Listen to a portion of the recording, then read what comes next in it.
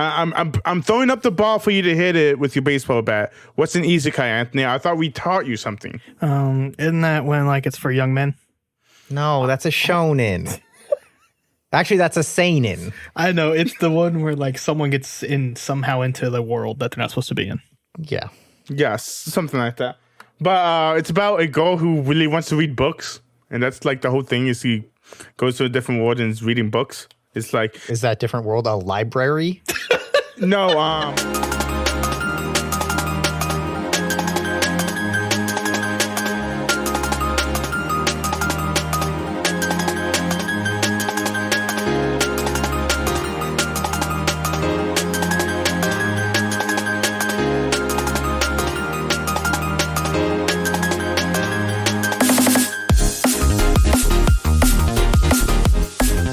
Hello and welcome back to my first anime, Mob Psycho 100.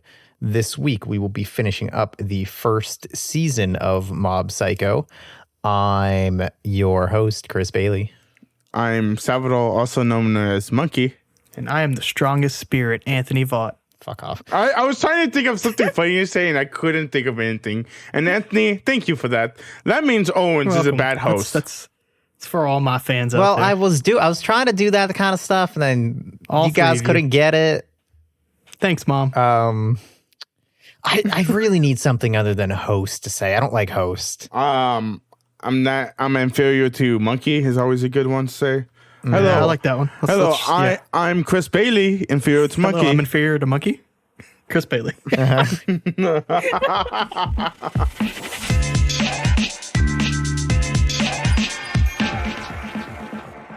I'm gonna go ahead and jump in front of this train. I don't have an anime minute this week. If y'all want to knock that out. Yeah, I literally just wrapped Tokyo Xanadu EX Plus. Is that the game? Yeah. Okay. Yeah, my feelings on it haven't really changed from last week. If you like Trails or Ys, this is another good Nihon Falcom game. It's not groundbreaking in any way, but I enjoyed my time with it. I would play a sequel. Nihon Falcom is just really good at like making characters feel like they're still anime as hell, but they're almost more realistic than like a lot of video games and shit, because they feel like they have actual dynamic relationships with each other that feel real and not just like, I don't know, we're just a bunch of characters that are slapped together for arbitrary reasons and would never hang out in real life. Other than that, I started reading Yotsubato. What's that? Which it's another manga. I don't know if it's over, if it's still going, by the guy who did Azumanga Daioh. Oh, okay. A 4-year-old girl and her adoptive father move into a new house, and it's just very like cute and fun and wholesome. It's just nothing but shenanigans and good times. Nice people being nice. You do need that in life. That's what I got. In my anime minute, because well, we can cut that. I was gonna go with something funny. It wasn't as funny. You can keep that in. But yes, I finished B&A. It was okay. I wish it was more stylized, is the problem with B&A. It has these awesome fucking colors, and they didn't really do anything with the colors. The main character was interesting. The other guy was pretty cool too. You guys know what I'm talking about if you're watching B&A. And it was okay. That's all I have to say. I'm probably going to start watching. There's an isekai out there. We all know what isekais are, right, Anthony? I know what a reverse isekai is. So you know what an isekai What's an isekai? is, clown. I'm throwing up the ball for you to hit it with your baseball bat. What's an isekai, Anthony? I thought we taught you something. Isn't that when like it's for young men? No, that's a shonen. Actually, that's a seinen. I know, it's the one where like someone gets somehow into the world that they're not supposed to be in. Yeah. Yes, something like that. But it's about a girl who really wants to read books, and that's like the whole thing. Is he goes to a different world and is reading books. It's like, is that different world a library? No. Also, the world I see transport to, there's no books, so she has to make like a book.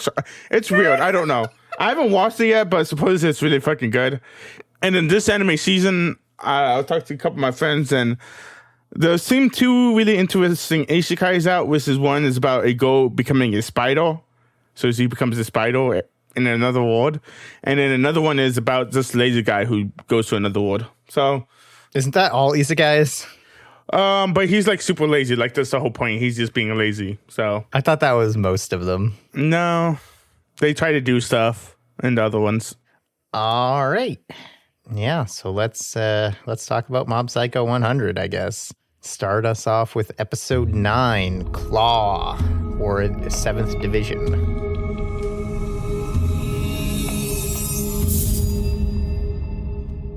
We pick up right where we left off. All the garbage espers being escorted to the Claw bunker.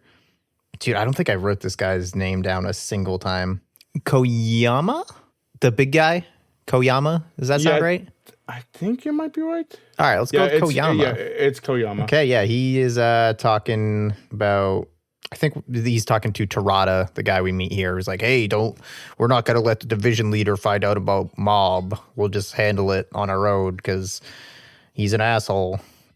Tarada goes out to kill Mob. He's like, I can't have more powerful psychics out there. Take my job.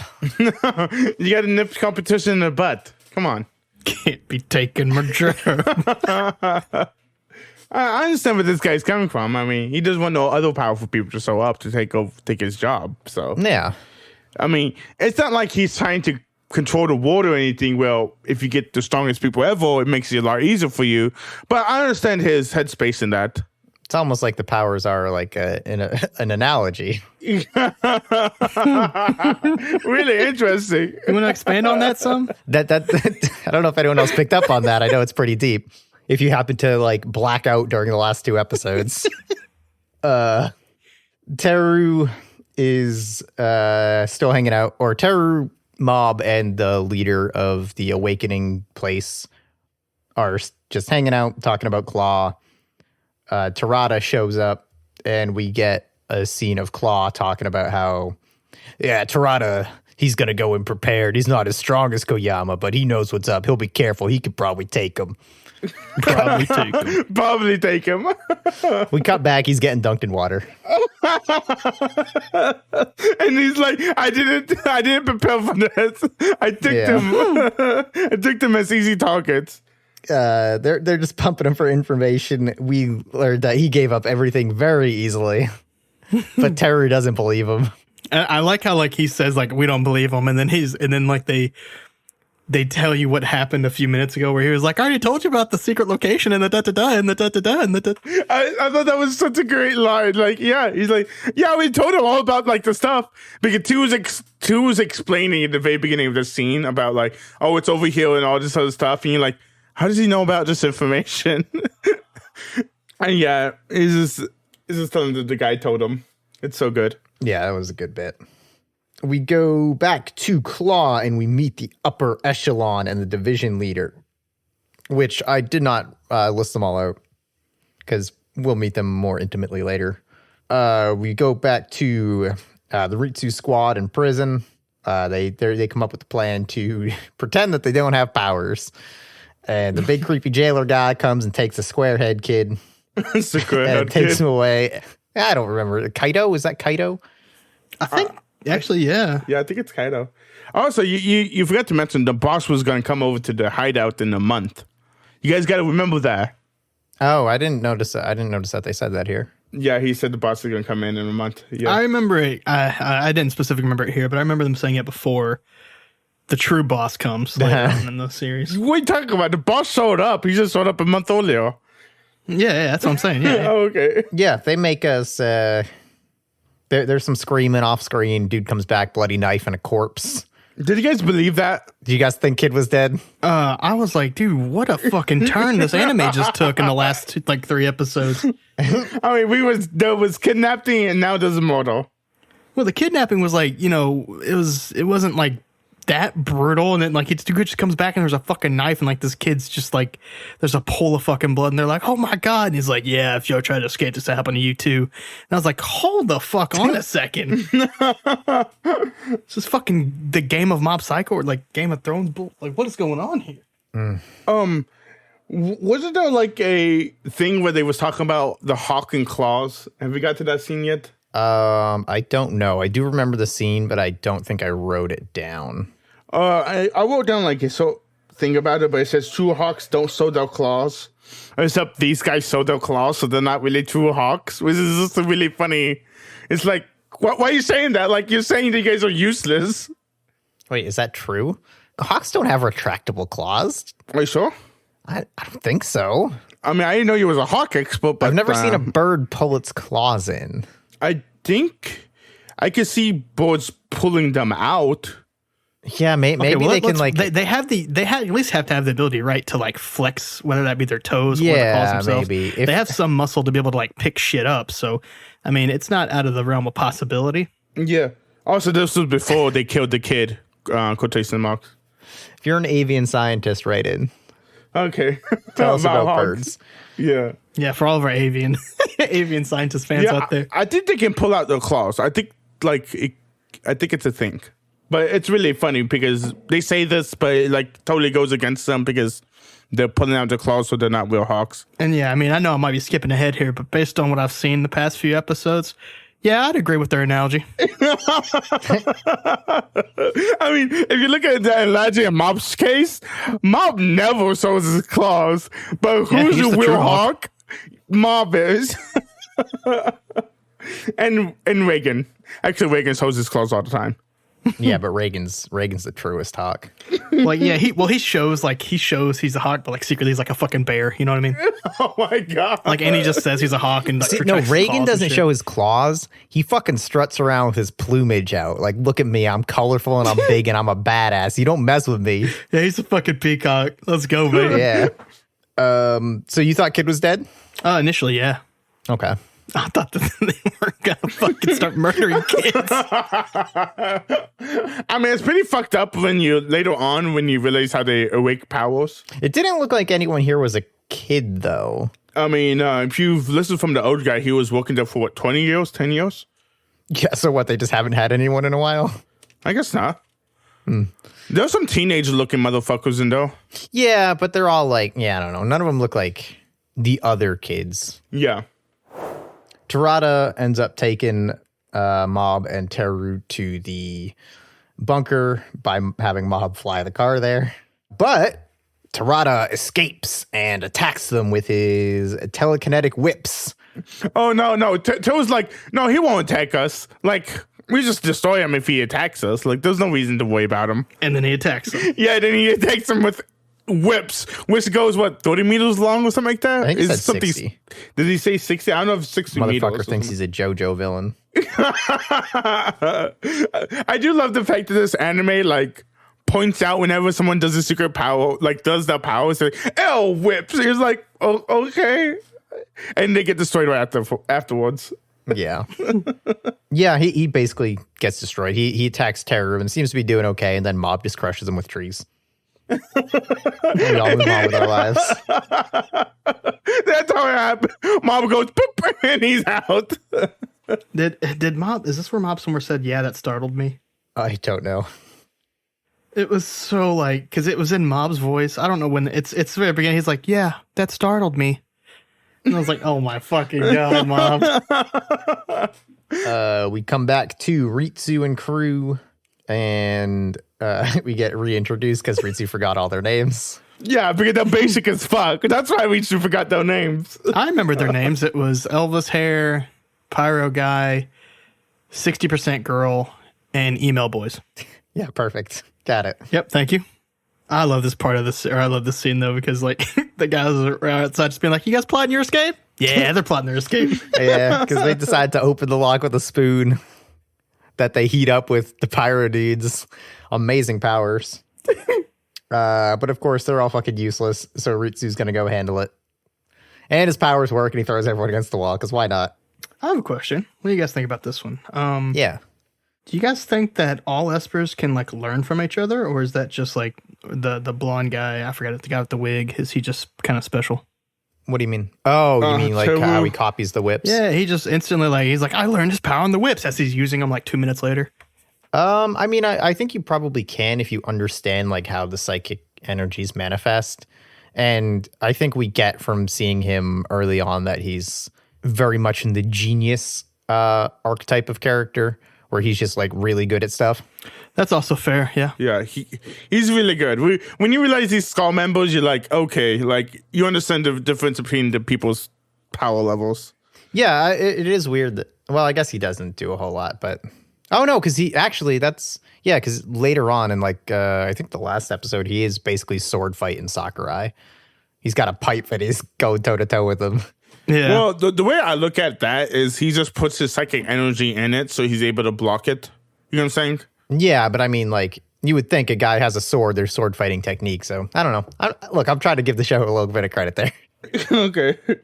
But Ritsu does, what's it called? He does get all the guards to the cameras, and then he just beats up everybody. And he's like, yeah, I had to show them how useless we are to the group of people that helped him escape. Yeah. It's so good. Ritsu's, I don't know, it's not mean, but he's like so fucking, wait, what is it, Owens? You know what I'm talking about, right? Blunt, candid. Yeah, candid. He's like, yeah, I gotta show them how useless we are, you guys, so I can just beat them up. Yeah, I don't know if I wrote it, but there's a good bit later where he says something like derisive about the guard, like the henchman, and then Pompadour is like, wait, hold on, does that mean, because he realizes that it also applies to him. Yep. We come back to the entrance, and this is where Terror uses the whips like we talked about. And my man Dimple goes and possesses a guard, which Let's I go, enjoy. Temple. When you think about it, really fucked up when he goes and like gets inside them. He's like, ooh, you know what? I'm thinking about it. This is pretty bad. Although I do love the fact that everybody has dimples whenever he controls somebody. It's just a great like way to show that Dimple's controlling somebody. Yeah. Also, Dimple, maybe not the greatest guy, so, you know. Oh no, Dimple's the fucking worst. You know what? I don't mind Dimple that much. No, I don't mind Dimple either, but in terms of like his moral compass. Oh yeah, no, that's why I like him. Is because like I'm gonna relate this a little bit to D&D. He's like the fucking chaotic like neutral guy, or just like the wrench in the party kind of thing. And I'm a little excited to watch that play out more in season 2.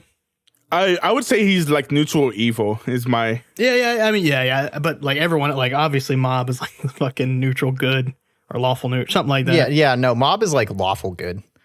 Yeah. Yeah. Lawful good's hard. Yeah, probably. Reigen is lawful evil. Chaotic good. No, I think it's like chaotic good, right? nah. He's like neutral. He's like White Dale, Dap in the neutral category. Maybe.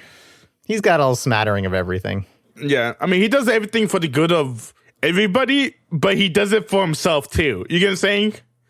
And he's so hypocritical, especially the last few episodes. God, he's hypocritical. It's so funny.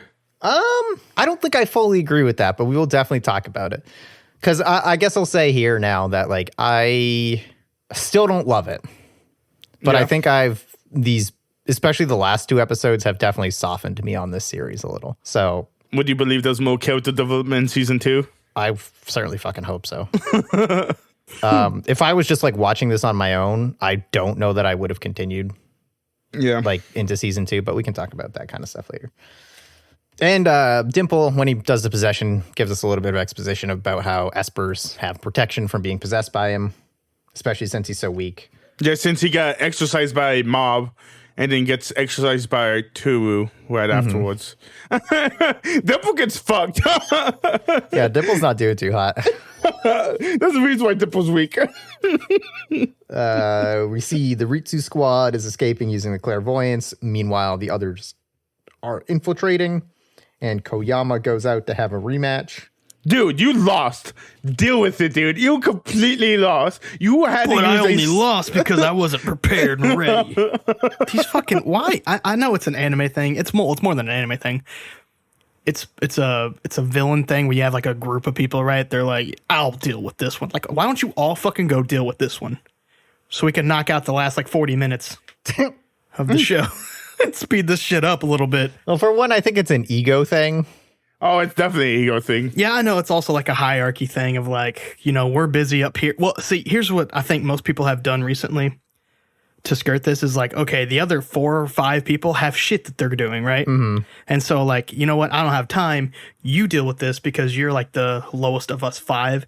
And then if he beats you, I could see them sending like maybe a couple, you know, almost like the John Wick kind of esque stuff. But like they're just sitting in a fucking room. Yeah, I wish they were doing something or like had done a thing of like, hey, we have to be here for some reason. Like we're guarding something or whatever. Or even like, we don't know where the fuck they are. Let's all just split up and look for them and have them stumble across each other, right? And I want to establish like that's a TV thing. That's not necessarily a Mob Psycho thing. Yeah, no, totally. Yeah, and then Mob's like, I don't have time to deal with this. Yeah, see, Mob understands. He's like, no, we don't have time. Yeah, Koyama tries to charge at him. Mob literally just stops him in his tracks and is like, look, man, I got things to do, and throws him all around the hallway.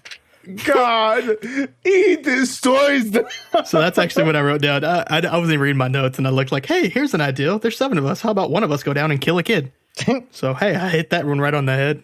Actually, I know they were going to capture him, I think. Huh? Weren't there plans on, like, capturing Mob? Oh, yeah, because they want to, like, convert him or recruit him or whatever, but yeah. Yeah.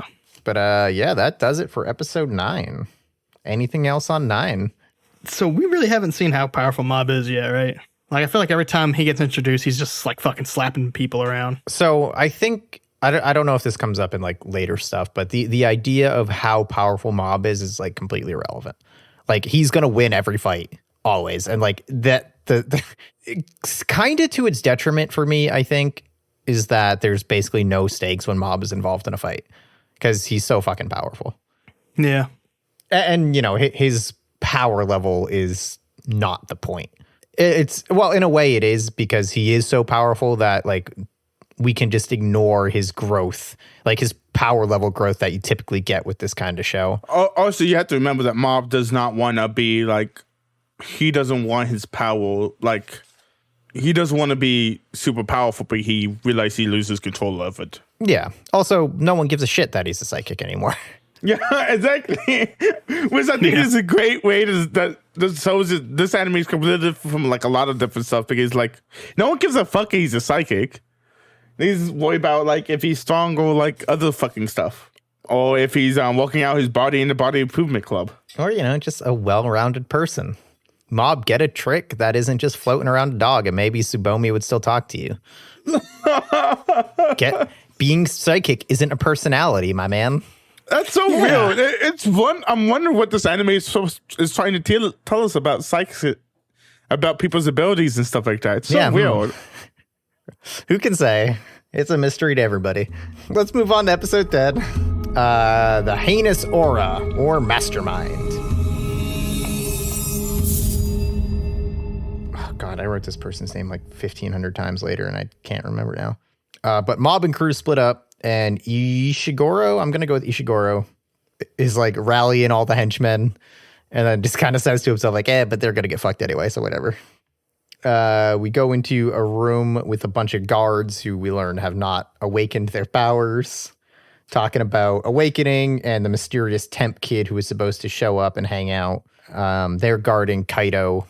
That old man has the biggest bottle of sake in the world. I like this scene. Oh, I love this scene. This is so good. They're gonna rule the world, so we should just, hang out and not do anything. Okay. I really don't have much about this scene. What do you guys like about it? Oh no, I just like that idea of like him, like them being so like, I want to be awakened. He goes, no, you don't. He's like, you guys just want to be like, and then, well, if we're not awakened, then we're just like simple lackeys, right? And he goes, yeah. And when these guys take over the world, they're going to reward their simple lackeys. Like, what are you? And they're like, wait, hold on a second. Yeah, this is what I like about it, is the guy, he throws it. I was like, yeah, like, don't worry about it. Like, as long as we stay with this organization, we can be treated good. And man's just putting his 9 to 5. God, that reminds me of, I think, is it Coming to America? It's been so long since I've seen that. I don't think where I've the ever guy's seen that. like, I started here as a frac or like janitor, and now I'm on fries, and then soon it'll be assistant manager. You just gotta put in the time. Yeah, the reason I like this guy is because Ritsu comes in and he goes and grabs like, they decide to sneak in and get the kid out. and they get caught, and they all stand up except the guy with the fucking beer bottle, and he's like, "What are you guys doing? Just stay there. They're gonna beat our ass anyway. Yeah, just let them go. Let him go." It's like he's so strong that even if you were psychics, it'd be like 100 to 1. But since you're not, it's 100 to 0. Like you literally can't win. This is what I like about the old guy. The old guy like thinks he's like, just let him go, you guys. Like, there's no reason to fight them. Like, we cannot lose. So we can't do nothing about it. Yeah, probably. Why not? Yeah. and then we get the whole thing with Anthony is like, yeah, he like, oh, the whole Lackey thing. Also, the guy had been working there for 20 years. Like, this guy knows what's like legit. He's like, yeah, I know how to survive. Like, you guys see, I'm not dead yet, so I know how to deal with. Like, just let them go. Like, let the other people you deal with them. I don't want to die for something stupid. So I'll play some mahjong and drink my sake. Yep. Dimple is our first one to run into some soldiers. Well, Toru, Dimple, and Mob do one of the worst things you can do in D&D. What is it, Anthony? Split up. You don't split the party. Well, yeah. Well, you don't split the party because then you run into a monster and you're like, oh shit. Yeah, exactly. Well, I mean, if we were like all level fucking 25s going into like a den where there's like level fucking 2 kobold, I almost said cobbled, kobolds, then I mean, we'll be fine. Yeah, but Dimple's like level 4. Yeah, he'll still be, well, I mean, Dimple, I don't know if he's necessarily part of the party yet. I feel like he's the NPC that like forces to come along. Sure. But yeah, Dimple runs into some soldiers, some guards, whatever. They attack him as a group, which is, I actually kind of like that. That was a nice touch. He's like, oh, these guys suck, but they can like all put their power together and it's actually not too bad. And then he and they get destroyed. Yeah. Yep. But I still like the idea of they can combine their power. Yeah. More or less. Dimple finds the awakening room and goes off on one of his exposition rants. Yeah, well, yeah, because he like, since he's a ghost, he knows like, I guess everything about psychics, or he knows like how they should work and stuff like that. Mm-hmm. And then he goes and sees the fucking machine, and the machine is all bloody. And you're like, wow, this is fucked up. Like how they awaken people is like literally torturing them too. Like Pain's to the a brink good way of death. to awaken it, I guess. Yeah. And then Matsuo shows up, and we cut over to Teru on a pile of guards. Before that, though, let's go. Dimple knows this guy is like, he should not mess with this guy. He's like, this guy's way too strong. Like, this guy is giving me real bad orders. Yeah. Which Dimple shouldn't mess with anyone because he's weak as hell. Teru is over sitting with a bunch of knocked out guards, and he's just sending another guard around to find the hostages or the kidnapped people, and he can't find them because they broke out. Yeah. Also, he's being like a like a gang guy again, because he's like, these guys only listen to me if I start yelling at them. Mm-hmm. So that guy's useless. He throws him into a wall. And then Miyagawa, the fire guy, shows up and lights the whole hallway on fire. To which Teru just turns on a barrier, and Miyagawa gives us some stuff about like, oh, you have your barrier, but it's going to get real hot in there anyway. That's going to suck. Yeah, it's like a sauna. But then Teru, in a move that makes very little sense, moves his barrier to around Miyagawa, which then traps the flames inside with him and burns him up. Which, putting the barrier around it makes sense, but like the idea that he switches his barrier and all the flames immediately disappear. Makes no sense. Yeah. Although they're psychic flames, they're not regular flames. Yeah, maybe that makes sense. Yeah, maybe that Sure. makes sense. Then Sakurai shows up, and the other guy whose name I don't think I ever wrote, the multi-body guy, appears and knocks out Teru when he's distracted by Sakurai. Yeah, fucking 2 versus 1. These guys have no honor. That's all I'm saying. Come on, you guys. 1v1 me. 1v1 me. It's a team game. Meanwhile, Mob is talking to some mannequins, hanging out. Oh, random question. So 2 gets knocked out, right? Because 2 was a single guy, right? Because he's not in a party. Do you get that, Anthony, now? No, I don't get it. Okay. We're not playing D&D. We're watching a fucking TV show. The next thing that happens is, Ritsu beats up some people who the fuck cares, but the powerful guy shows up. Shows up. Mm-hmm. The mysterious temp kid, presumably. Yep. He finds them. We come back over.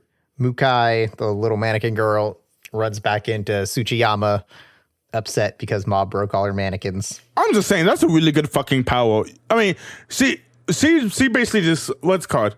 You're forgetting the scene though, but Mukai, finds Mob with all the fucking mannequins. Those Mob with in the middle between all these mannequins, and she tells what's her name? Tsuchiyama. Is it? Yeah, Tsuchiyama about it, and Tsuchiyama's like, oh, it's good that she found another plaything, and her ability is so strong, and her ability is really fucking strong. Although I don't know how strong these fucking wooden puppets are. It doesn't matter because Mob is Mob. Yeah. But and then she runs back, and she's crying. He's like, he destroyed all my toys. I was actually kind of excited to watch that fight. Yeah, I actually really like these two. I'm hoping they come back in the second season. Really? Okay. Yeah. I think I like the powers, and I like their characters so far. Out of like all the claw people, these are the two that stood out to me. But yeah, Tsuchiyama then goes to confront Mob, and is like actually getting hits in on him. And Mob is sad that he has to fight a woman. But yeah, this fight is resolved off screen, which is kind of a bummer. I enjoy this little fucking. Well, all of them are though, right? I think this is the only one that's like actually like she's like, yeah, let's fight, and then they cut away and we come back and she's done.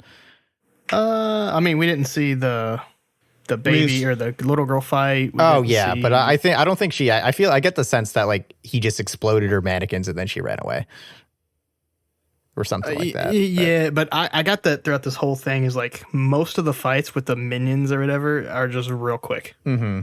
Like, because we didn't see the guy who was getting interrogated. We didn't see him fight. It isn't just her. Yeah. She ain't special. But Terada does get a fight. His second fight, yeah, he gets. Again, I just like these two, so I'm a little bummed that they're the only ones who got like nothing. I mean, we got to see whole powers. Yeah, that's true. But what were you gonna say, Anthony? You really like? I was just kind of I kind of enjoyed that. Like, I don't know if they were like trying to address something when they were doing this, but the whole just, all right, it's time to fight, and then cut something else, cut back, and okay, they're done. Oh, okay. They just got handled. Yeah. Something you have to remember. Mob. I'm saying Mob Psycho is a satire. It's not really a like complete shonen. Yeah, that's kind of what I was like. I wonder if it was because of that. Like, if they were just trying to like, egg on the fucking. I don't know, anime fans just being like, wait, there's no fight? It's just over? Yeah. And again, the fights are like so far removed from the point of Mob Psycho. Mm-hmm. Which is kind of why I'm bummed the whole fucking last third of this season is literally just a shonen arc. But it's such a good one, though. A lot of times it felt like, to me, it was just literally sprinting through a checklist of stuff you're supposed to have in this kind of arc, but not doing anything interesting with them. I felt like the last episode, or the last half of the last episode was that. Yeah. The very end is like, what are we doing? Meanwhile, Dimple is fighting Matsuo, I believe is his name, and his spirit beasts. They're just chasing him around. I like the concept of that. Having pets? Having the little spirit pets as a power. That sounds fucking cool. Yeah, but he's mean to them. Yeah, I mean, you obviously, if I'm going to do it, I'm going to be nice to my spirit pets. I don't like your tone. Oh my God.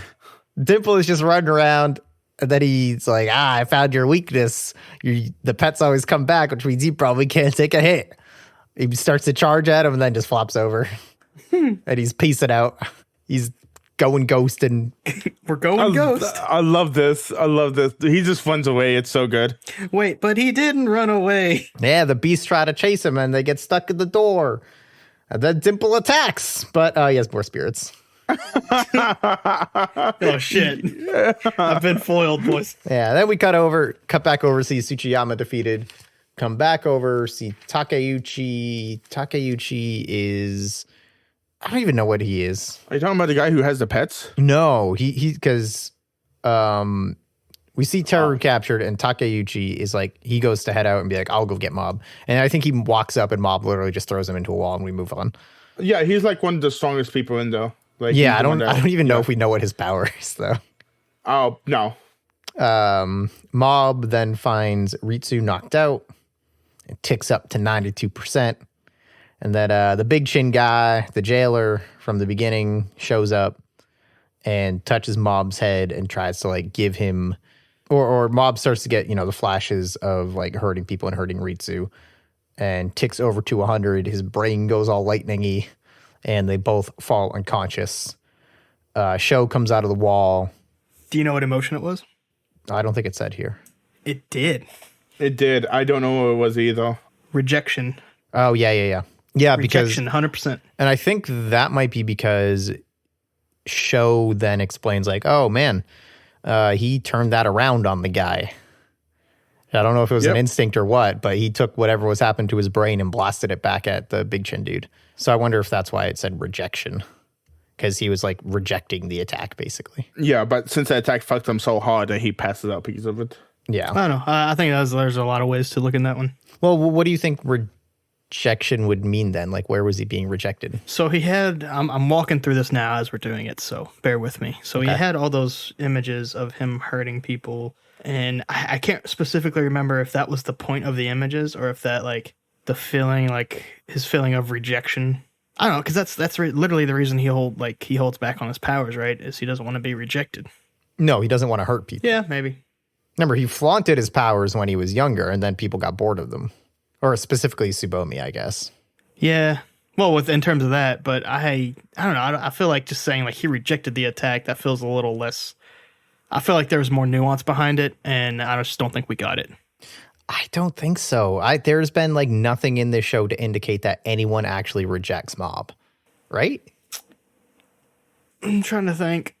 I mean, his mom doesn't like Mob bending spoons. Yeah, but whose mom would like that? Come on. I mean, the whole thing is like, okay, I'll help you out a little here, I guess. So part of it is Mob clearly has like confidence issues, right? Yeah. So that he could be projecting the rejection. If that's what they're going for with this, I definitely don't think they did it. And to be honest, I don't think they earned that at all in the first season anyway, like that entire notion. Yeah. Well, here's another reason I finally figured out this reason. Okay, so it's not that you're right that there's not been a lot of rejection, at least in terms of he should feel like he's been rejected or he's going to be rejected, but every other time he's ticked up has been an emotion. In this terms, if we use rejection like that, it's not an emotion, it's an action. That doesn't make sense. That's my hang up. Yeah, you're not wrong. That's my hang up with it, so that's where I'm gonna settle that. But I mean, like I said, you're 100% right. I don't think, unless like they're just assuming that because of all these things he feels like he's gonna get rejected from society. Mm-hmm. Or all those images that he was shown. Yeah. But I don't know. But you're right, because we have to. Sorry, go ahead. I was gonna say, because we have to extrapolate so much. Yeah, you're right that they did not do a good job if this is the emotional rejection that they were going for. Yeah, and I have. Kind of tying into that, I have problems with Mob's kind of whole thing in general, but there's a better scene for me to talk about that in coming up, so I'll wait for that. Did Big Chin Lightning Brain. Sho comes out, explains everything. He brought Teru to Claw, and Dimple is captured in the Spirit Jar, and that is actually the end of that episode right there. So episode 11, Master or Leader.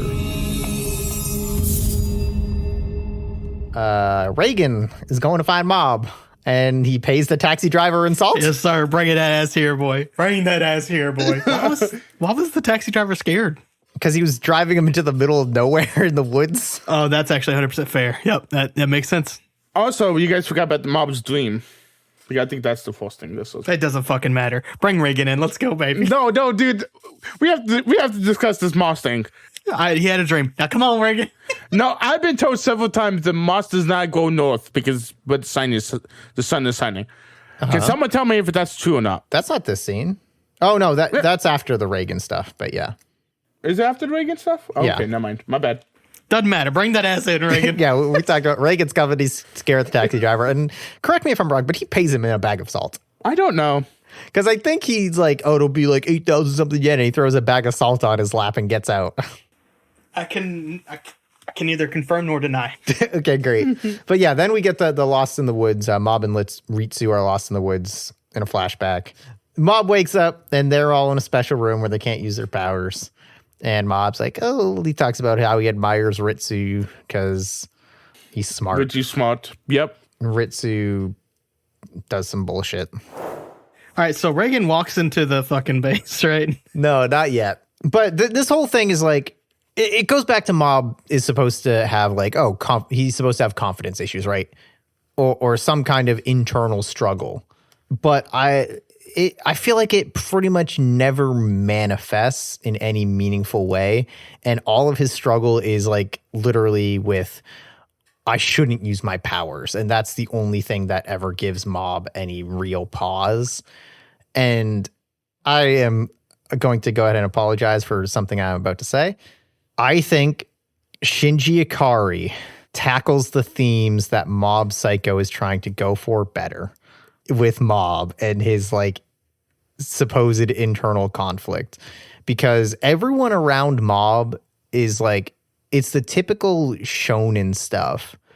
Everyone is so like inspired by him, like enamored by him, and Mob's the fucking coolest, greatest guy. Instead of being your typical shonen protagonist, he just doesn't get it, but it doesn't actually seem to be a point of conflict within him in any meaningful way. Does that make sense? Nope. Yeah, because I went straight to like Evangelion about like stuff.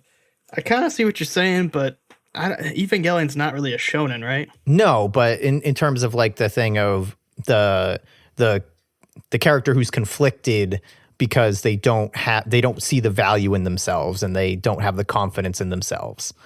That's supposed to be the same thing Mob is doing, but that conflict never manifests. And instead we just see all the positive without any of the negative.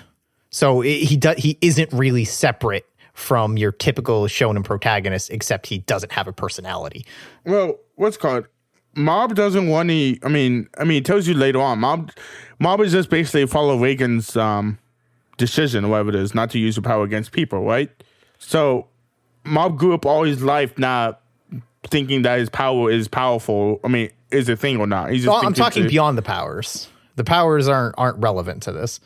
Okay, I don't know what point I'm trying to make then. It's supposed to be Mob's character, that he wants to grow as a person in other ways, like which obviously means that he has insecurities or he sees deficiencies in himself in some way or something. That there's no actual conflict with Mob. Okay. So what the fuck?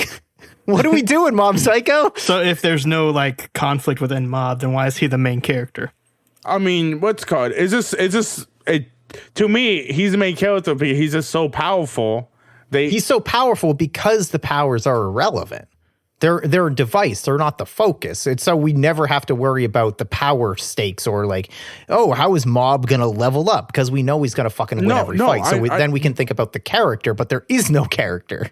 No, it's just, to me, this whole anime is him getting confidence in himself to do what, I don't want to say do what he believes in, but do what he thinks is right. I mean, sure, but at least in the first season, we've seen that he has he's not displayed any personal conviction outside of like wanting to become a more well-rounded person, which takes like an extreme backseat.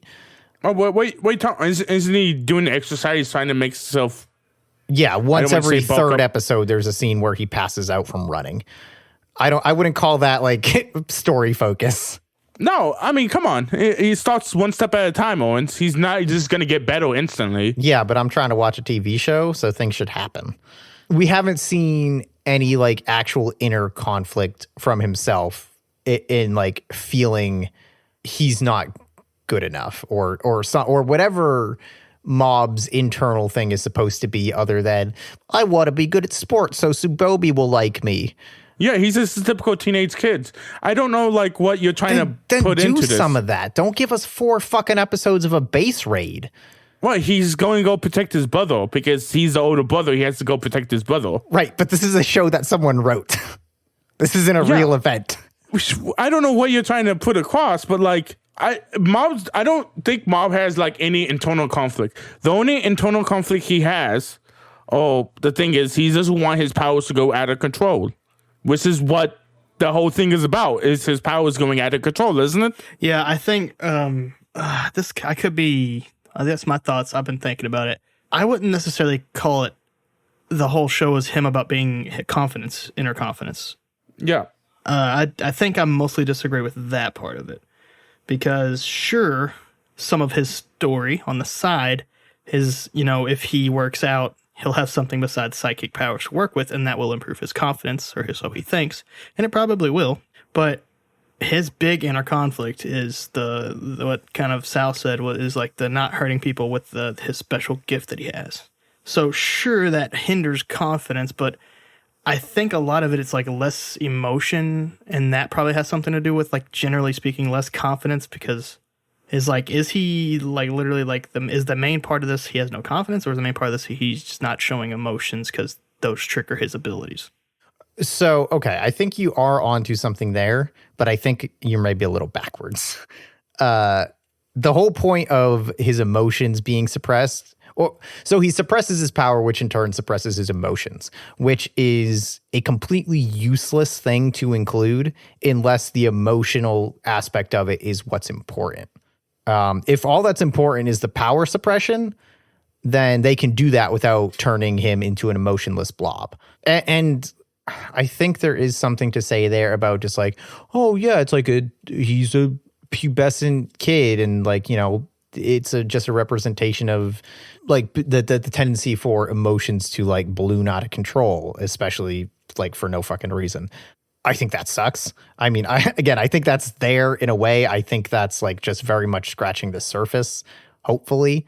I don't know, man. I think there just has to be, for how much people love Mob Psycho, there has to be something here. And then there's also, I was thinking about the emotion, like, I think emotions are huge in this. Like, do you not think that? No, they totally are. But I think, like I was trying to say, I think it goes beyond just he's pubescent, so his emotions are weird. Oh, yeah, sure. Well, because they explain, like, everyone who gets their powers, except for Reigen at the moment, or in the future, had some type of emotional trauma to get them. Yeah. Except Mob, though. I don't think Mob had that to happen to him. Well, actually, they really only do that with one person. Well, even all like the sob stories, right? They were all emotional driven. Well, it's just the one guy, I think, right? The sword guy. Yeah. I also think the brother got it from emotions. Yeah, that's true, I guess. And it just seems like too big of a thing for it to not. I mean, if they come out and specifically say it has nothing to do with emotions, I'm done with Mob Psycho. But I think, I don't know. I just don't think the confidence thing is. I think that's a B story that we left to finish the main story. Well, what the fuck is the main story? The main story here is just someone getting his brother back. Yeah, it doesn't seem like there's a lot of nuance behind it. Dude, the story is how Mob navigates his life with his power. That's the story. Well, they're not doing very much of that. They are. I mean, they do it the last episode. There's a lot of like managing his power with, regards to the first episode. He goes and exercises a ghost, right? That's how he deals with his power. He does that. The second episode, he actually joins a cult, and he has to kill the spirit that's controlled the cult, right? The third episode is just him just doing his life. You know what I mean? He's just like, oh, should I join this club or not? Like that. I mean, it's just Mob going through his life. Like, I don't know what else you're trying to get through. I think there's more here than you're ascribing to it, or there's at least supposed to be. That's the way I think of this. And to me, why I love this show so much, because Mob is not a typical shonen character whatsoever. He breaks all the rules when you think about it. He's not confident of himself. He doesn't want to use his powers. He thinks his powers are real bad, so he doesn't want to use it. And I mean, I guess everybody supports him and stuff like that. I guess that's one of the shonen traits he actually supports. But like, this is not a typical like anime if you think about it. I mean, I know it's not supposed to be. I kind of think that it is. And it's in its efforts to like be a deconstruction. I think it just ends up being one of those because a lot Like of the how? dialogue is like a lot of the dialogue and characterization around the core cast, kind of Reigen excluded, is like really expository and like dry and not very interesting. It's just like explanations of things like we talked about. It's a lot of telling, not showing. And again, they do that this episode. They do. I agree with you. Mob is just nothing. There's literally zero interesting things about his character at this point. Random question. Okay, so you grow up with suppressing your powers, which is suppressing your feelings, okay? You grow up to that age, and you're like, oh, so Mob is not interesting, but he doesn't show any feelings? No, that's not why. I just don't think they do a good job of making one of those types of characters. You could definitely make an interesting character with suppressed emotions for those reasons, but I don't think Mob is that. Who's a really good character that has suppressed emotions? I couldn't name one off the top of my head. I think it's possible. You can't give me an example of that. Like, I can't think of Okay, anybody. fine, none. Then it's impossible. Is that what you want? Yeah, and this guy's trying to do it. Okay, and you just did gave it. him crap about it. Yeah, I don't know what else you want me to say. Like, I mean, I think this is a good character, but that's just me. I don't know. I don't know what to tell you. That's the part that I'm like flipping out about, whatever it is. Yeah, I mean, there's not much else to say there, I guess. You said our piece. I think Mob sucks. Mob is a good character. Anthony, weigh in. I don't particularly care for Mob. I don't think he's necessarily a bad character, but it's hard for me to weigh in on something like this because it's supposed to be like almost like a parody of anime, and it's my first shonen. Sure. Besides, like, Dragon Ball Z, it's my first, like, and so it's hard to see like it's hard to see what the, like, if no one has ever seen like a horror film and then they watch Scary Movie, like, they're gonna be a little confused, right? Sure. But Anthony, you have seen Dragon Ball Z and you have seen Naruto, and those are the two biggest shonens, and they have the biggest shonen tropes. Well, then, I was trying to not walk into this one because if that's what they're basing, like, all shonen, like, if this was supposed to make fun of that, I'm not seeing it. It seems more like a shonen than making fun of a shonen. I think calling Mob a parody or a satire is like a bit facile. Well, because they do have like those spots where, like, instead of you see the fight, it's supposed to last like fucking 30 episodes, they do literally cut. Yeah. And that stuff, yeah, that's nice. I like that. And I even mentioned that earlier. But in terms of, I mean, I don't know what, like, it's kind of hard for me to weigh in because like what a shonen if a shonen literally is just like 4 young men, then almost everything fucking shonen. Fucking 50 Shades of Grey could be a shonen. Right? No, it just does a lot of tropes, and you know about it, but we're not going to discuss it now. So if we're basing like all those tropes, it's a stretch because it feels like a lot of those tropes are still prevalent in here, and I feel like they're just picking and choosing the ones they want to make fun of. They're not making fun of all of them. Well, again, I don't think. I think looking at it through the lens of something that is supposed to be making fun of them is not entirely correct. I think in some cases it is like, winking and nudging at things, but I would more consider it a deconstruction than a parody. I think at the end of the day, Mob Psycho should probably be categorized as like a drama, not a comedy. But I mean, the issues I have with Mob Psycho aren't from anything like that. Right. So from your perspective, though, how you feel about Mob? I'll get to it at the end, right? Okay, sure. We can wait till the end. Yeah. I just figured since we had it out now. Nah, I want to discuss some more shit. Okay. Claw wants to convert them. Sho wants to take them back to HQ instead, and Sakurai threatens them. Sho doesn't care. Yeah, wonder why he doesn't care. And then our man Reigen shows up at the bunker. Let's go, baby. The guards are afraid of him, and he cons his way in, Who is this guy? pretending to be the boss. He doesn't even con his way in. Like, I don't think he's lying at all whenever he, like, comes in, if you get what I'm saying. Yeah, he totally intended to give them a business card. Fucking go. This is what I like about Reigen. He's all confidence. It's literally confidence, and confidence brings you far into this world. You guys remember that. Confidence brings you far. God, I just love that. Wait, is he the boss? Oh my God, come on in, man. Just come on in. Yeah. They bring in Reigen. They're all walking him around because they think he's the boss. They find Ritsu's squad, and they're about to capture him, and Reigen's like, the fuck, you got attacking children? That's, first of all, know that's that's what criminals do. you guys should be ashamed of yourself. He sends them off to repent and reflect. Yeah. God. He says, what's called? When underlings are so obedient, they're nothing but trash. It's so good. It's such a great line.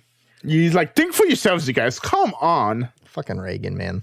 He gets brought to Mob and runs into the rest of Claw while leaving.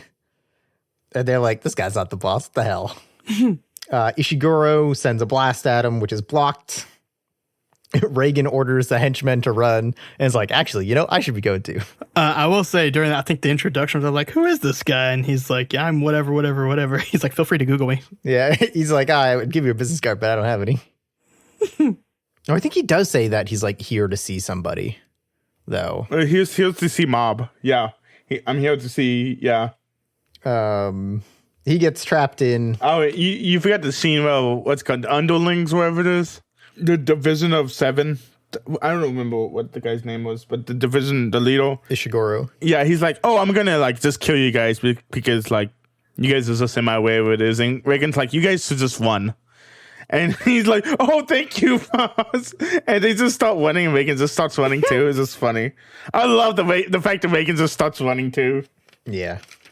Ishiguro is squishing Mob into the ground with his psychic powers.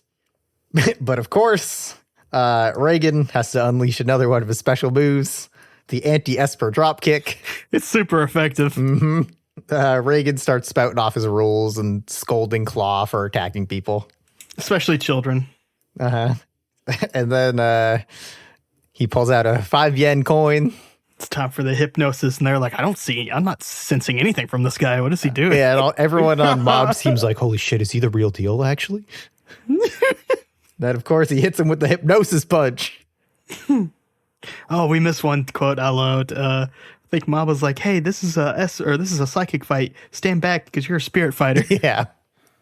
Whatever it was earlier. Yeah. But yeah, he hits him with that hypnosis punch. Also, Reigen does tell Mob not to use his powers, like let the adults handle it. Yep. God, hypnosis punch. They're like, wait, hypnosis punch? That's just a sucker punch. Yeah. Sakurai tries to attack him, and then all of Claw starts to power up. Well, you have to remember, Reigen does go in his mind. He's like, "Oh, my plan backfired. Like, I was expecting to punch them out of their senses so I can actually have a legit conversation with them, but that didn't happen." Yeah. What a shitty plan. You know what I'm gonna do? I'm gonna hit them so they'll listen to me. But we talk with our punches, is what every shonen hero would What a say. stupid fucking plan. I think it was a good plan. You're fucking stupid. Then Reigen goes on to explain some of the themes of the show. Right as everyone's trying to kill everyone. There's a bunch of psychic shit happening. There's a big blast. Oh, well, let's discuss some points, though. Yeah. So, Reigen just wants to do an argument with them because he wins arguments, like, soundly he wins arguments, but he realized that he can't talk to these people because they're kids and not adults. Oh, there's like adults or kids and not adults, which is so funny. He's got Thanks, a point. Reigen. And so he can't reason with them. I think that's about it. But yeah, I just love that part. With like, yeah, Reigen wins all his arguments, so he was hoping he could discuss with them, but of course it doesn't work out because they're all kids. Yeah, there's a bunch of psychic shit. Everyone from Claw starts to attack. Terror's hair gets cut back to normal hair. I think Reigen does say, is that a wig? Yeah, when he walked in, yeah, he's like, is that a wig? Yeah, is that a wig? Yeah, but they missed a moment to put hair back at 100%. Oh, really? At 10% or something like that? Yeah, well, because they brought it up to 150, so if they just brought it back down to 100, I think that'd have been real funny. It'd been pretty good. Mob exercises some spirits, and a big one comes out, but Reigen doesn't want Mob to fight. He says, let me handle it, let the adults handle it. It's crazy because Reigen is saying is right, but it's so wrong. You know what I'm saying? Yeah, it's in right a way. in like the reality, but like in this show, it is so wrong. Yeah, but you have to think. Reigen thinks in the reality. He doesn't think in the what you call it. Except it is right because all this stuff is metaphorical. He's too good for the show. Yeah, he kind of is, honestly. He needs to come into the real world and leave like this. Just leave Mob behind in the show. No, he will be in jail. Mob starts ticking up with murderous intent. Is about to. Oh no! So Mob is freaking the fuck out because Reigen keeps telling him not to fight, and everybody else is telling Mob that he has to fight because he's the only one that can defeat all these people. Facts. Yeah. The thing is, Reigen knows that Reigen knows that Mob can't control his powers. Like we've seen anything about it. So Reigen tells Mob, like, you can't fight them because you will kill them. And if you kill them, you're going to damage your soul really badly. There's no coming back from this. Which I think is actually a good point. Is like, Reigen's like, you cannot do this, Mob. You cannot fight these guys off. I agree, but also, like, the show didn't, other than, like, you know, the Deus Ex Machina that's about to happen, the show didn't really leave in a reasonable out. Like, I'm pretty sure at one point Mob even says, like, oh, we can't run, they'll catch us.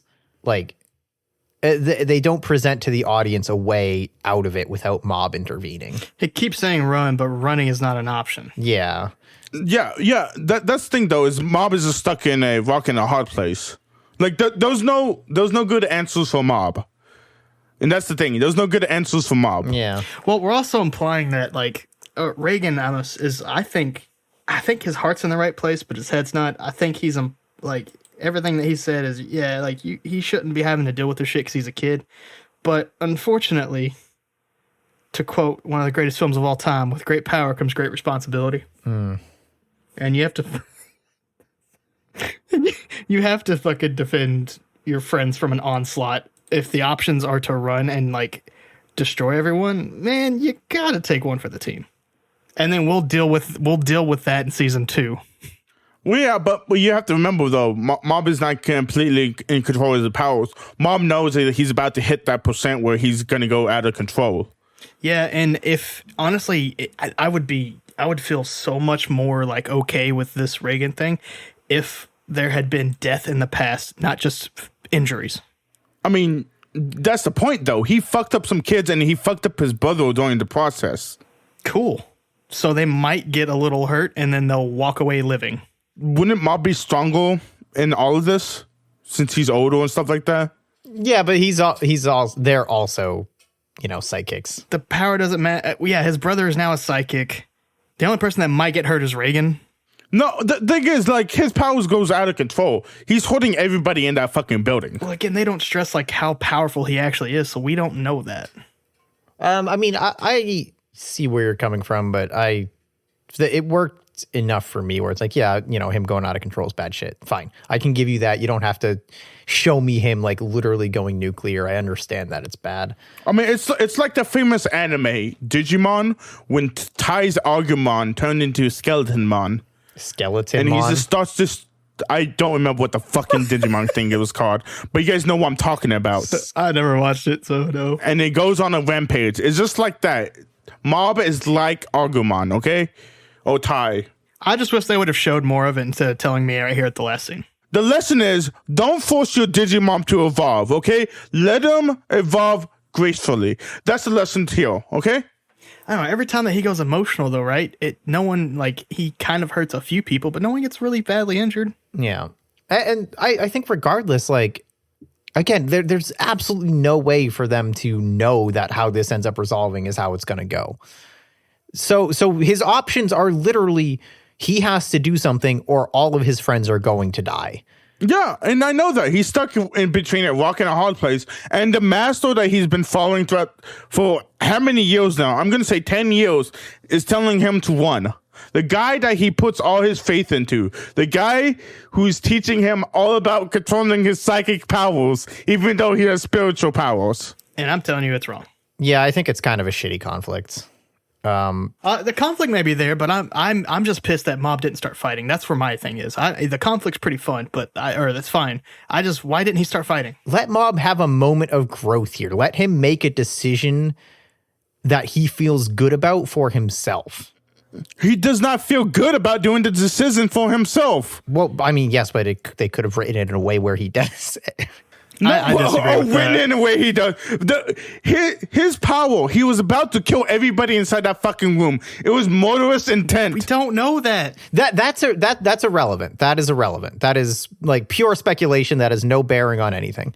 It's whether or not people would die from him going berserk is completely irrelevant. Okay, well, what's the point then? The point, the possibility exists. That is relevant. Whether or not it would actually happen or not is irrelevant. Because the possibility of that happening is what's holding him back. It's what's making Reigen hold him back. But again, that same possibility also exists where if he doesn't do anything, everyone's probably going to die anyway. Yeah. And Mob is trying to figure this all out by himself. Yeah. Oh, well, here's the other thing. Like you're right. So I'm gonna literally take. I don't know what point Chris was originally trying to argue, but he's arguing my point for sure now. Is okay. So we've seen him tick over 4 times now, and then we've gotten a storyline of a 5th one or something like that where he hurt his brother or whatever.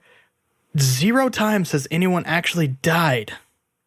So they're showing us that the thing is, okay, he's either going to kill everyone or he's going to or they're all going to die, right? And then the other option, if he might kill everyone, right? But we don't know, but they're definitely going to die 100% if he doesn't tick over. So to me, the logical thing is tick over. Let's see what happens. Maybe we lose a couple, but at least most people live. The logical thing is that he intervenes without ticking over. I don't know how that happens. I don't. Yeah, it would be fucking nice if every single fucking character has been trying to tell him to control his powers and he did it once this entire season. Well, no, he goes to the entire goddamn fortress just wrecking people with no consequence. And now he can't? No, but who was not there? Make your goddamn point. Don't ask questions. Reigen wasn't there. That's the thing. Reigen wasn't there. He was trying to protect his brother, right? When Reigen shows up, it brings back that rule. Don't use your power on people, Mob. But self-defense is fine. Yeah, but it's completely fine. But you have to remember, Reigen is the one who told him not to do any of this stuff. Right, but Reigen tells him self-defense is fine. Yeah, but the Mob is not thinking about using self-defense. He's thinking about killing these people. I think that argument works if we assume that Mob. Well, I don't know, man, because Mob does not want to disappoint Reigen, right? it's a little weird because there's a lot of assumptions under that argument that so are you saying that Mob the show has shown us that Mob can fight without ticking over? Yep. Yes. Okay, so why doesn't he do that here? Because he's about to take over. Okay, well, I don't know what the control is there, but I think that's where my argument comes from, or this would be my logical fallacy for your argument, is he cannot, so he's already done it where he can fight without ticking over. And then I asked, well, why can't he continue doing that? And because you just said he's about to tick over. Well, just don't. Okay. Control your feelings right off the bat when everybody's yelling at you that you need to come in He fight. did it all the way through this raid. Yeah, but he doesn't have people yelling at him that he needs to fight. He's not having Reigen telling him that he should not fight.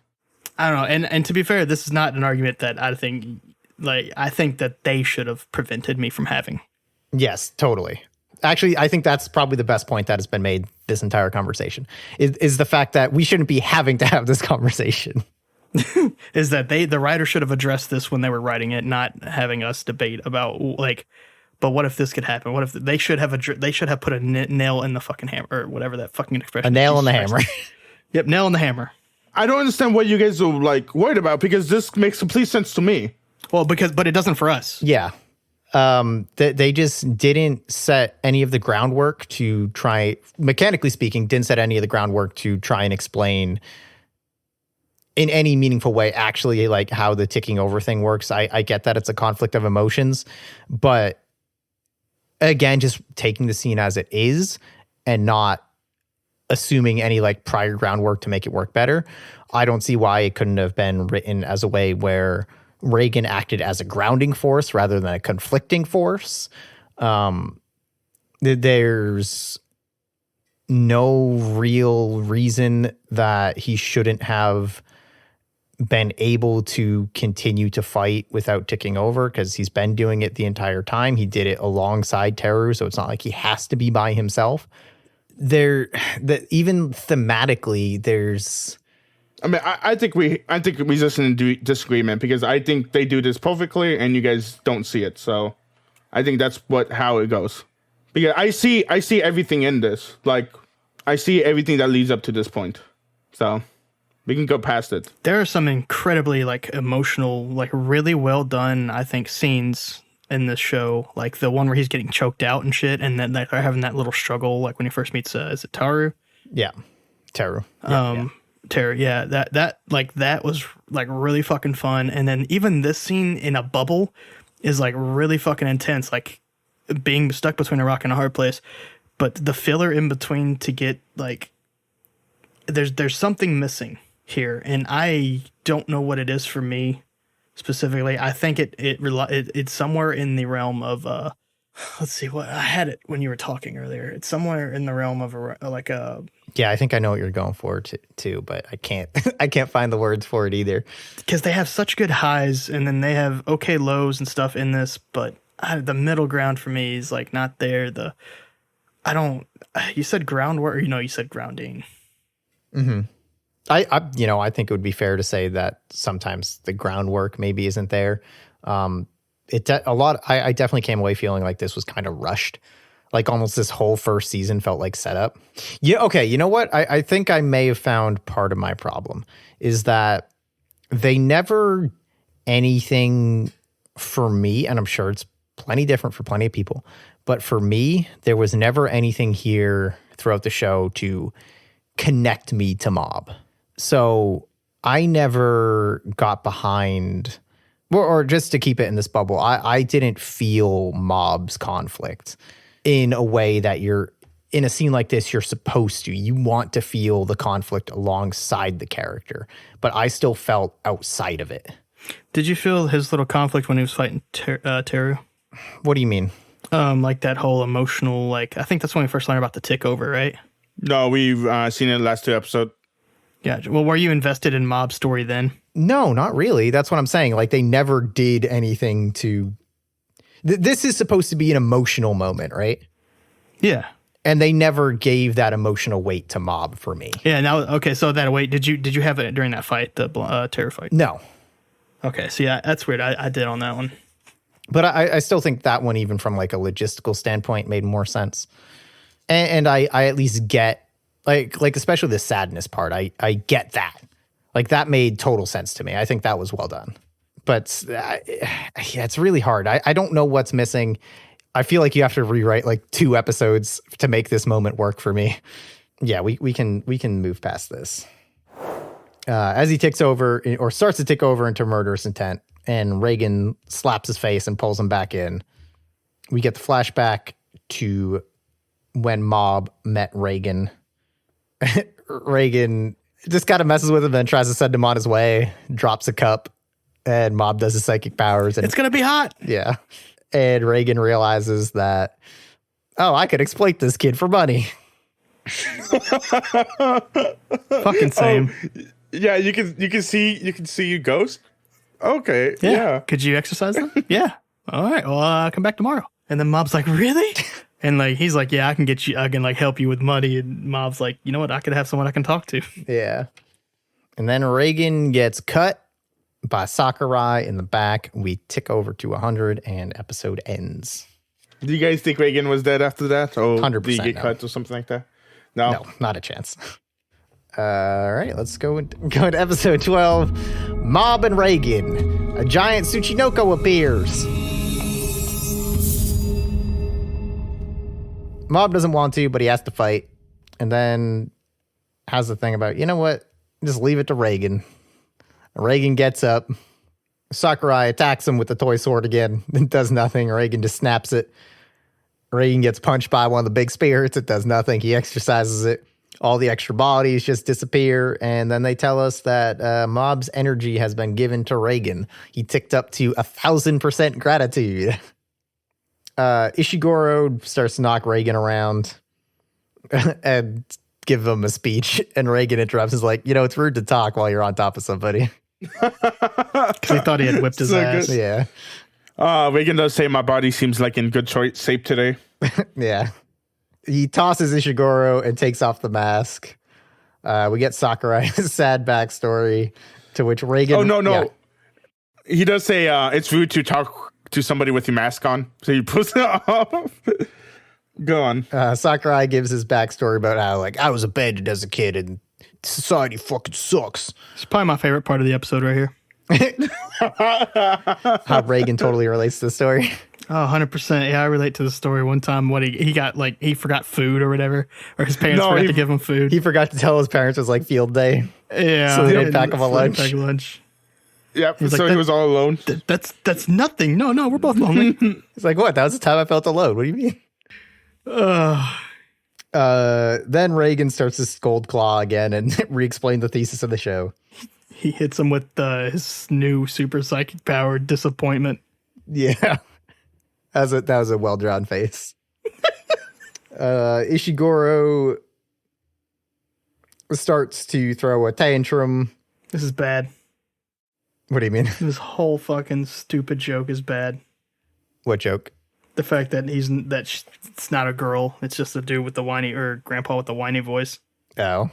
I hated it. Hated it. Really? 100% hated I thought it it. was just a throwaway line. Yeah. At least in the sub, I'm pretty sure one dude is just like, oh, I thought it was a girl. And that's it. Oh, I'd be very interested to hear the difference in the... Yeah, because this is all voice acting. The reason I hated it for me. What do you mean? So like in the... I don't know what it's like in the...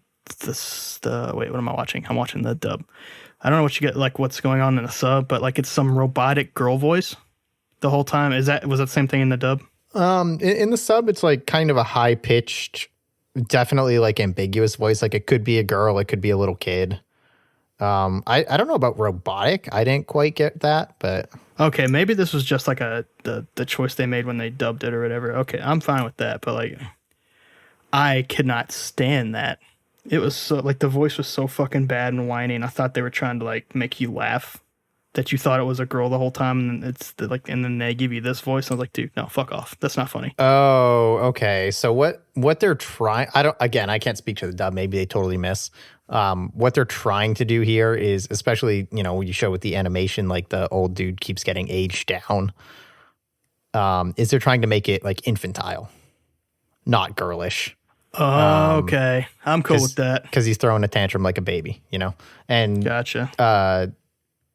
I glossed over it, but Reigen goes through the whole thing of like, oh, these are just a bunch of fucking kids. Yeah. And that's why their powers suck. That's why they're just so caught up on everything. And like, look at this fucking nerd with his shoulder pads. Yeah. And that's why Reigen gets Mob's powers and he just like handles everything super easy because he's like a chill, well-rounded adult. He's mature. He knows what he's doing. He's confident in himself and his actions. Hey, Owens, why do you have soda pads for? Protect my shoulders. So good. But Sho knocks out Ishiguro and then pieces out. Matsuo releases his big spirit that's been in there eating all the other spirits, and it's Dimple, of course. Oh, the one that finally, I'm going to let 100 spirits fight, and whoever wins is the one that's going to, and it's fucking Dimple. Yep. He's like, all right, I'm here to help. Bro, it's done. There's some stuff about stopping Claw from world domination. And then we cut back out of all that into normal life. Oh, you have to remember, Ritsu and Tu are both saying that Reigen is like the best guy ever. Like he's true master of Mob and stuff like that. Reigen is the best guy ever, dude. Give Reigen Mob's powers. Just like let him keep them. Let him keep him. Dude can handle it. Tsubomi and Mob make eye contact, and then Masato interrupts their special little moment to ask about psychics or something again. Oh, you did forget to say why was the show why he was over there? I don't think they did that yet. Oh no, I think they did. Yeah, it's when he finds his phone, right? No, he tells them that he does tell them that I came here to pick up anybody who was good so I can bring them to HQ. Oh. And no one was good, so none of you guys are coming with me. And he says Mob like he's disappointed in Mob. Yeah, he's disappointed in Mob because Mob is like, you're not good in the inside. is what he says. Yeah. He's like, yeah, you don't have the confidence to come with us. Come with me. And he just leaves. And you find out he's like one of the strongest psychics or something like that. He was just shooting the shit, basically. Yep. And then in one of the most bullshit parts of the show, probably, Shinji has a total change of heart and everything is cool now. Shinji? What's up? His name is Shinji. Oh, shit. I thought you were just putting like that name over Mob and making No, Shinji, okay. the student council president. Okay, yeah, that when they're on the fucking swings. He has a total change of heart and he's like, everything's fine now and my brother is on my side now, so we're cool. It's like, great. That was a fun character arc. Thanks. I'm just gonna duck out till you guys are done.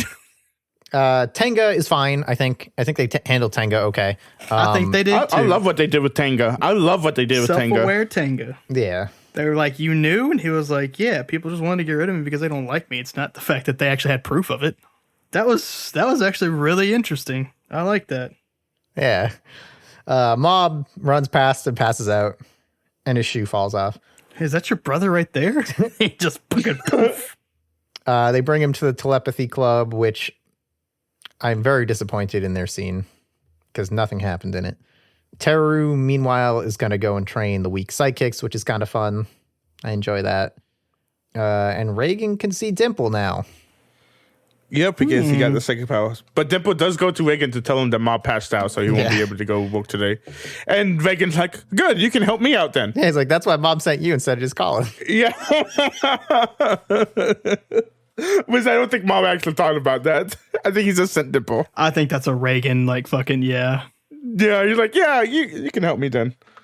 Whereas I think Dimple could help him out. We come back over to Mob and family having dinner. And I actually like this part too. He's going to eat and the spoon bends. But right before he does, he thinks about Sho telling him that he's disappointed in him. So we can kind of like infer now that, oh, Mob is just sitting here. Usually he's just thinking about stuff. And whenever like a bad thought creeps into his mind or some sort of self-doubt or something, that's what causes the spoon to bend, which is the kind of fucking building I wish they did the rest of the episodes. Ritsu unbends it with his psychic powers, and their mom's like, God damn it. The dad's like, it's fine. They do as kids. The dad's great. I love the dad. He's like, who the fuck cares? God damn it.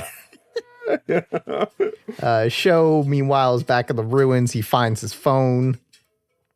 He's like, yeah, man, Claw sucks. I don't know what you're talking about. That being a big organization. They're dog shit. Dad. Yep. Being a teenager. And obviously he's the real leader of Claw. Coming into Japan. Wonder what's going to happen in season 2. Really, is Japan? I thought he was in San Francisco. I thought those were the gates. Oh, I don't know. Oh, he's we don't know coming if to he's Japan in next Japan month, yet, though. but he's just on a bridge right now. Yeah. Yeah. Reigen and Mob then go to capture a Tsuchinoko. Yep. For some reason. All about Mob's life. Reigen finds a Matsutake mushroom, gets real excited. There's a giant spirit worm, which Mob just easily dispatches. And they go to leave while Reigen is stuffed full of Matsutake mushrooms. And that is where we leave season 1 of Mob Psycho 100. Woo, season 2 next week. So you guys can dump on my favorite show more. Woo. I hope, like I said, I feel like season 1, pretty much the entire thing felt like setup. So I'm hoping they start to do things in season 2. I don't know though, because like I wish it was more normal life stuff and less shonen stuff. The whole issue I had was like the biggest one was the Ritsu shit. Yeah, what do you think of Ritsu in the end here? Because I know how much you hate him. Yeah, so if you correct me, I'm still gonna hate him, but I have leaned into once he got the power, he turned into a little bit of an asshole, a little cocky, little whatever, and then hanging out or not. Well, they don't really hang out till they get found again or whatever. Because we'd actually just skipped a very emotional scene where, holy shit! Or maybe you guys talked about it and I was fucking phased out. But did we talk about when they meet again inside the base? I kind of glossed over we did not talk about that. Yeah, because that's a really good scene. I hated it. Really? Because he was like, you wouldn't even let me apologize. Yeah, fuck. Yeah, so like as long as I found a way to like put my hate inside of Ritsu, goddamn it. Ritsu away. Where I'm just like, okay, I'm gonna blame it on the powers, and then we're gonna use Mob as a grounding effect for him, and that's how I'm going to keep my shit straight on his character arc. I still think it was rushed. I still think it was too much, but I'm okay with it. It all makes sense to me. We don't need 50 episodes to tell one person's story. No, but 5, sure, out of 12. Yeah, Not fine fucking, with me. what, 24 minutes? Or they're about 23 minutes long. And it was And only they like gave an us episode 12 and a for half. Mob and Fucking, didn't do anything with them. So, it's true. like I said, more life stuff. I actually think my favorite scene is Mob and Tomei hair watching. That felt like a nice, genuine moment of someone just like hanging out and having a good time with Mob. Oh, that. Okay. Yeah, I mean, favorite characters don't change. Still Reigen. Still wish we got more Tomei, Misato, and Tenga. Kinda. I think the psychics, like all the shitty psychics, might be interesting if they keep using them in season 2. And if any of Claw comes back, I hope it's Mukai and Tsuchi. I can't remember her full name. Did you read the manga first, Monkey? No, I watched both of these. I watched both the seasons, and then I get into the manga. Gotcha. Like I said, after that fight with Toru, it really spoke to me. It's actually really hard to get into it because the first few episodes is not good, in my opinion. Except the Body Improvement Club gets better and better when you watch that episode. But you realize how ridiculous it is, the fact the main character does not join the telepathy club. Instead, he joins the Body Improvement Club. Like, that makes no sense. But it's funny. But yeah, that fight between Toru and Ritsu, I love all the animations of it. And then at the end, when Mob basically is just crying the fact he had to use his powers against Toru, it's just really good. And after that, I just love Mob Psycho, and it does not disappoint. Like throughout all the episodes, it's really good. And when I watch a bunch of shonen stuff and they go against shonen, it's fantastic. So, Who's your favorite character? mine is Reigen. Reigen is the best character out of the whole thing. Yeah, I'm still gonna go with Reigen. Overall, Yeah. I guess we're not done, but I guess we can do our little half stuff, right? Because we're watching season 2. Yeah. Yeah. Overall, I enjoyed it. I think there's a few things that they definitely should have done differently. And it's all mechanical stuff for me, which if people can like skirt away with that, I understand. I'm just not that person. I'm more logically driven in term, like, you know what I mean? Just having to see stuff, like having like the show sets the parameters and seeing things work in that parameters, right?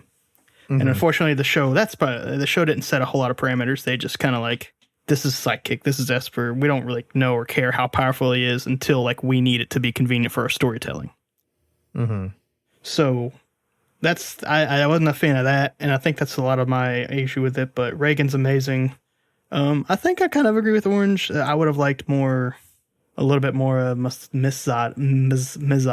Yeah, the Z. Definitely wanted more Tango. What is it? Tenga. Tenga. Yeah, definitely wanted more of him, and I wanted more Body Improvement Club every fucking day. I'll take more one of them every every day. And Yeah. I'm excited to see Reigen in his new Leah formed psychic powers. He doesn't have psychic powers. He can just see Diplo. I got a question. So, did you guys ever think Reigen was gonna possess any powers in this scene? No. No, Anthony. No. Okay, Fuck no. it's weird because like a lot of shonen, you realize the master has like all his powers, but Reigen's the complete different guy from that. He's not like, he's just there for advice. You get what I'm saying? So yeah, when the first time I started watching this stuff, I thought like, what the fuck? Reigen's the bad guy?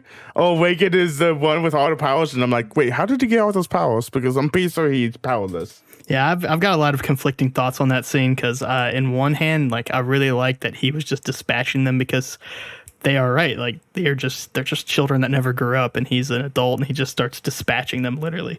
But I also don't like the fact that they were like, by the way, we can do this. Mm-hmm. We can just give someone powers because we said so. Well, that's Mob's like specific thing and where he ticks over. And he transferred the powers to Reigen with gratitude. Yeah, sure, but like it's never happened before until like the last fight where he needed an out and they just wrote it in. You have to remember though, they have like made up stuff throughout the entire anime. This is the one time you just didn't like it. But like, first of all, there's a girl that puts her powers into dolls and make them walk and stuff like that. You don't have any problem with that. You don't have any problem with the girl that enhances all. Well, in my mind, she's not putting the power into the doll. She is controlling the dolls. This is all just coming back to you don't like the way they approach that scene. No, the point I'm trying to make though is the fact that they don't ground stuff to like anything. So it's like, I don't want to say expect anything to happen, but like random stuff is gonna happen. You know what I'm saying? But they don't actually explain how the powers work. I mean, there's a fucking guy who puts course energy in a fucking object and make it work like that. You know what I'm saying? They don't really like ground all the powers. If you get what I'm saying, Anthony? Kind of.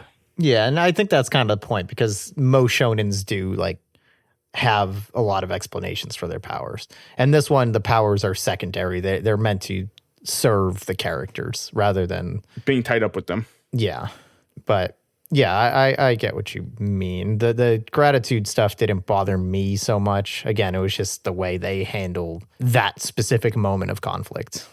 I want to bring it back a little bit to the last part of the episode. Did you guys like the mushroom hunt? I don't like it that much because I would rather have that in the very like middle of the show. I don't like that at the end. Yeah, I just felt like nothing about it. Yeah. To me, it felt like there was part-timer vibes, which I know you hated. No, actually, this resonated with me. This one did. I really liked the end of the scene. Yeah. So yeah, I like that last scene because it grounds it sets the like just the reset, right? Because when we first kind of meet we get the slice of life stuff with him. They're going out. I think they were literally going out to exercise stuff, and it was supposed to be like, no, there's not going to be anything there. This is just for material reasons. Right, Reigen's tricking him into doing stuff, and then there just happens to be a spirit there. And the same thing happens in the last episode, or in this last scene. Is like they're not really going to find that thing. They're going to go hunt for fucking mushrooms on private property where he already knows it's at, and they just happen to run into the spirit. And I like the kind of the reset, like everything's getting back to normal, and it kind of sets up. Honestly, I think that's a beautiful setup. I don't know if they had planned on having 2 seasons, but it's a beautiful setup for not. And also for having a second season. They definitely did. They definitely did? Yeah, because this was a manga first. Gotcha. Well, I mean, there's also that Devil's a Part-Timer, right? Where they're not going to get it. Well, that's a light novel. Oh, sorry. But yeah. Sorry. But I mean, One Punch Man bad. like hit so big My bad. that they were probably banking on this one doing more. Gotcha. Okay. But yeah, that's I like that. Oh, I got a random question though. What do you guys think of so we gone through all 12 episodes.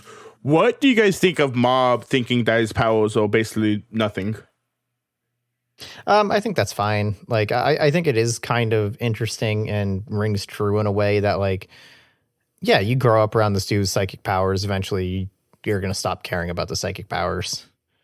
And if you grow up with the psychic powers, like, you're probably not going to think much about the psychic powers unless you're like the Claw people and you just get caught on you get stuck in that, like, Arrested Development of, like, I'm so special because I'm not like a normal person. Okay. But, yeah, in terms of, like, what they actually do with it, they don't really do anything, but it's fine conceptually. Anthony? I mean, it makes sense for him. I think it'd be a more interesting story if he did care about his powers, but... Oh, no, it would not be interesting at all. It would be a typical shonen show. I think I would like that better, honestly, in this regard. Oh, okay. Yeah.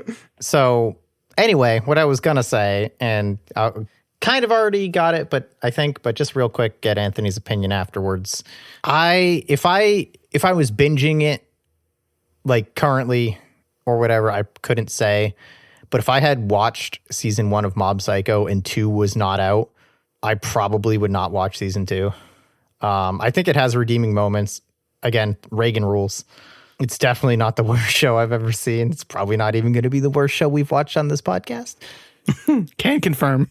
But yeah, it's missing something for me. It's not like hooking me or pulling me in or making me care in any way.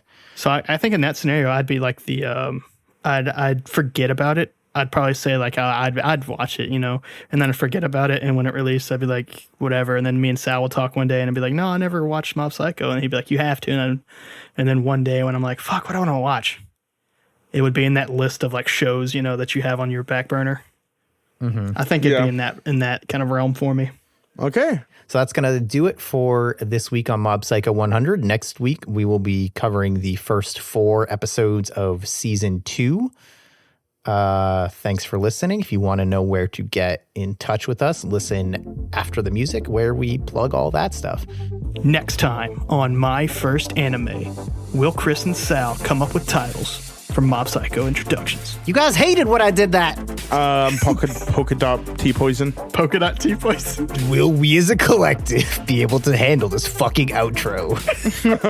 Find out next time on My First Anime.